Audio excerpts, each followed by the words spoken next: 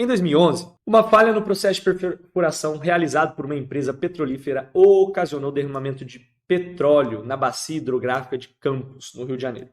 Os impactos decorrentes desse derramamento ocorrem porque os componentes do petróleo... Então, peraí. Petróleo. Você conhece petróleo, cara? Já conversou com o petróleo? Bateu um papo legal com ele? Não, né? Sabia.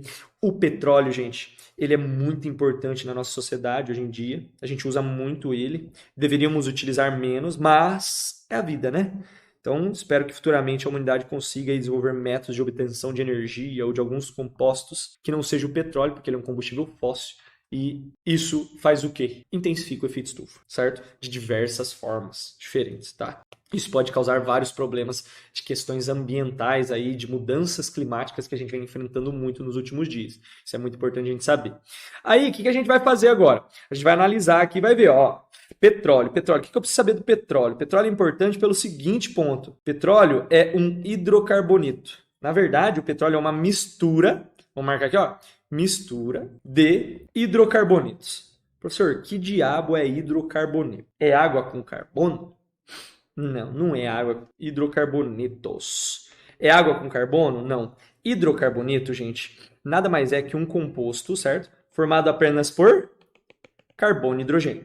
Carbono e hidrogênio, beleza? Se só tem carbono e hidrogênio, a gente vai ter uma conclusão óbvia e direta que você precisa guardar no seu coração, que é para você não esquecer, porque isso vai te ajudar a resolver vários exercícios, você vai ver no próximo também. Também vai ajudar. Carbono e hidrogênio? Ah, é apolar. Ô, professor, como assim? Cara, compostos apolares, ou eles são formados só por carbono e hidrogênio, ou eles têm uma quantidade desproporcional de carbono e hidrogênio em relação a outros elementos. Então vamos supor que ele tem vários oxigênios, que eu falei para você lá em cima que são elementos polares, só que tem muito carbono e hidrogênio. Então muito carbono e hidrogênio vai vencer os grupos polares. Se eu tiver muito carbono e hidrogênio, o cara é muito apolar, mesmo que tenha lá o oxigêniozinho. Isso não vai fazer a menor diferença, beleza? Então o que a gente tem que pensar aqui é o quê? Bom, se tem carbono e hidrogênio, é apolar. A água, a gente viu anteriormente que a água é polar. Então tá vendo que eu estou fazendo uma construção com você aqui? Cada vez mais estou trazendo mais conceitos, mais ideias para a gente poder trabalhar. Além da água, que é polar, certo? Você conhece algumas moléculas apolares? Só carbono e hidrogênio, ou muito carbono e hidrogênio? Óleos e lipídios. Um composto que é solúvel em água a gente chama de hidrossolúvel, porque ele é polar. Um composto solúvel em óleo, em gordura, que se mistura com o petróleo, que são hidrocarbonetos, carbono e hidrogênio, certo? Ele é apolar. E a gente chama ele de lipossolúvel, certo? Ou lipofílico, assim como o cara que é hidrossolúvel é hidrofílico. Então aí, ó, nomes e conceitos importantes pra gente. Aí o que você vai fazer aqui? Ele fala assim, os impactos decorrentes desse derramamento ocorrem porque os componentes do petróleo, petróleo apolar, água polar. Ah, então por quê? Cai lá o petróleo cai. Opa, minha carta tá ficando para fora aqui. Volta. Então cai água, a água cai. Não, a água não cai na água, né? É o petróleo que cai na água devido ao vazamento, só que o petróleo não mistura. Inclusive, o petróleo é menos denso que a água, não é? Não sei se vocês já viram videozinhos na internet, mas se não viram, pesquisa, cara, isso é importante. Você vai ver que o petróleo sempre, quando ele é derramado, ele sobe, fica nas regiões superiores da... Ah, professor, por quê? Ele é menos denso. Ah lá, falei desse conceito também anteriormente, menos denso sobe. Mas para você poder separar a água descer e o petróleo subir e eles não se misturarem, eles precisam ter solubilidades diferentes. Polar dissolve polar, apolar dissolve apolar. Ah, então os dois não se misturam. O petróleo é apolar e a água polar não vai se misturar. Por isso que, inclusive, eles conseguem subir, porque senão ele ia misturar, formar uma mistura homogênea lá, e você não ia conseguir ver a diferenciação entre eles. Então, se os caras não se misturam, eles formam uma mistura heterogênea. E o mais denso desce, o menos denso sobe. Essa aqui é a ideia, tá? Então, vamos ver qual alternativa tenta nos dizer isso. Tá vendo que agora eu já trouxe todos os conceitos antes de ler as alternativas? Porque, na minha concepção, às vezes a gente precisa ter alguns gatilhos. E esses gatilhos estão relacionados a algumas palavras-chave, algumas coisas-chave que a gente vai identificando. Que nem aqui, eu já voei no petróleo. E agora eu quero ver se tem alguma coisa que eu sei do petróleo que é isso que vai impactar ali no processo. Daí ele fala lá, ó, reagem com a água do mar. Cara, se eles nem se misturam, como é que ele vai reagir? Não faz o menor sentido. Então, A, você já esquece. Acidifica o meio. Cara, o petróleo não acidifica o meio. Quem vai acidificar o meio vão ser ácidos. Por exemplo, ácido sulfúrico, ácido clorídrico, ácido carbônico. O ácido carbônico pode ser formado através da liberação de gás carbônico. Então, o gás carbônico em maior quantidade na atmosfera deixa a água do mar mais ácida, podendo causar isso aqui, promovendo o desgaste das conchas. Mas o petróleo faz isso? Não, tá? C. Dissolvem-se na água? Não. Ó, tentei te enganar agora de novo, hein? Mas, ó, não se dissolve na água. Petróleo não dissolve na água porque ele é apolar.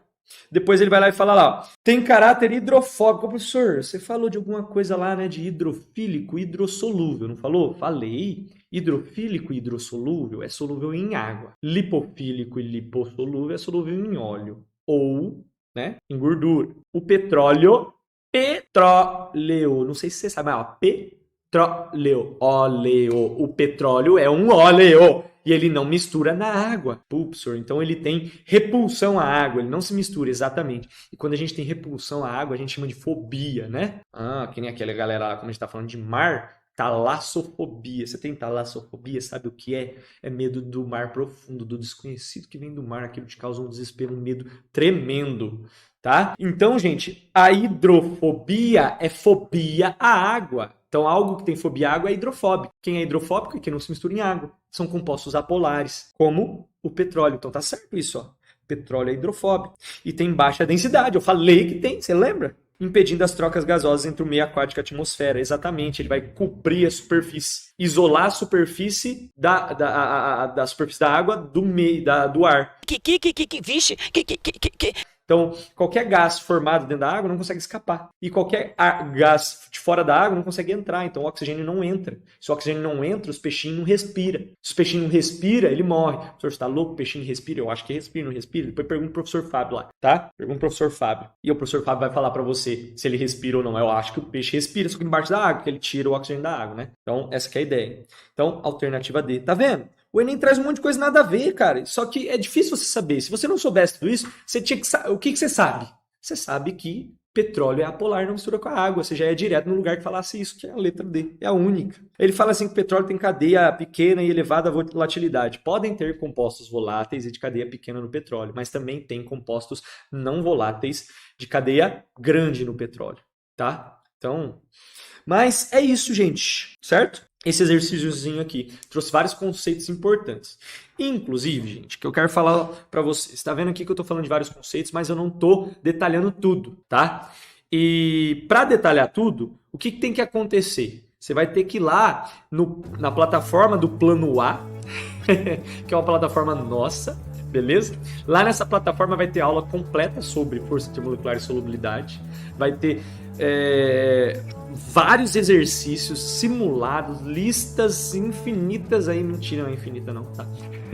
Mas tem listas de todos os conteúdos que nós julgamos importantes dentro do Enem, e a gente vai falar tudo do Enem para você, vai te deschavar de cima a baixo, de baixo a cima, de lado para direita, para esquerda, de toda qualquer forma, como é a prova do Enem, como fazer a prova do Enem, como estudar para o Enem, cronograma de estudo, mentoria de estudo, tudo, cara, live para só quem é da plataforma, cara, o negócio mais completo que você já viu da sua vida. Então, vai lá, acessa a plataforma do Plano A para ver exatamente como são as coisas, beleza?